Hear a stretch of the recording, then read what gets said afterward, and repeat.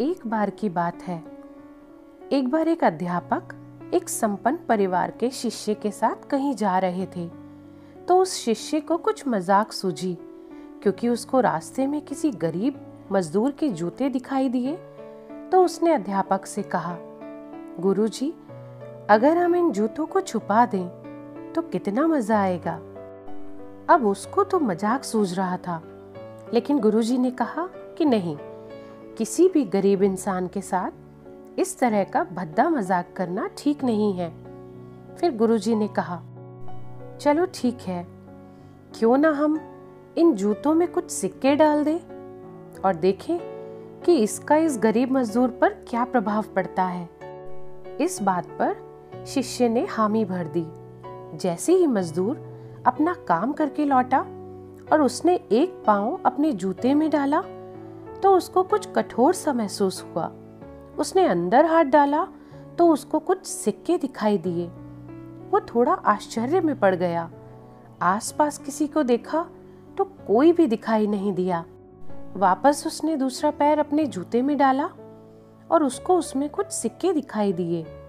अब दोनों जूतों के सिक्कों को उसने अपने हाथों में रखा और प्रभु की तरफ इशारा किया कि हे प्रभु, पता नहीं किस भले मानुष ने ये सिक्के मेरे जूतों में छुपाए हैं, लेकिन जिसने भी छुपाए हैं उसको मेरी दुआएं लगेगी, क्योंकि इन पैसों से मैं अपने बच्चों और पत्नी के लिए कुछ खाना और दवाइयां ला सकूंगा।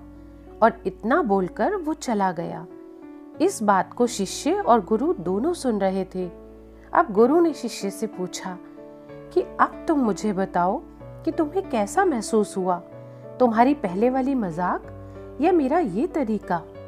तो उसने कहा कि गुरुजी, मैं आपसे क्षमा चाहता हूँ।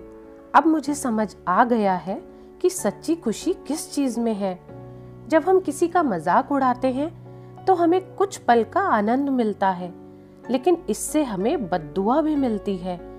लेकिन अगर हम किसी की मुश्किल परिस्थिति में मदद करते हैं और जिसकी भी हम मदद करते हैं उसको भी नहीं पता कि हमने उसकी मदद की है, लेकिन अंदर ही अंदर हमें पता है कि हमने उस इंसान की मदद की है, तो गुरुजी यही सच्ची खुशी है। और गुरुजी, हमें इसी तरह खुशियां बांटते रहना चाहिए और लोगों की मदद करते रहना चाहिए, क्योंकि कुछ और साथ जाए या ना जाए, लेकिन अच्छाई और दुआएं जरूर साथ जाती हैं। तो दोस्तों, इस कहानी में आपकी क्या राय है, कमेंट करके जरूर बताइएगा। और इसी तरह की और प्रेरणादायक कहानियां सुनने के लिए इस चैनल को सब्सक्राइब करें। धन्यवाद।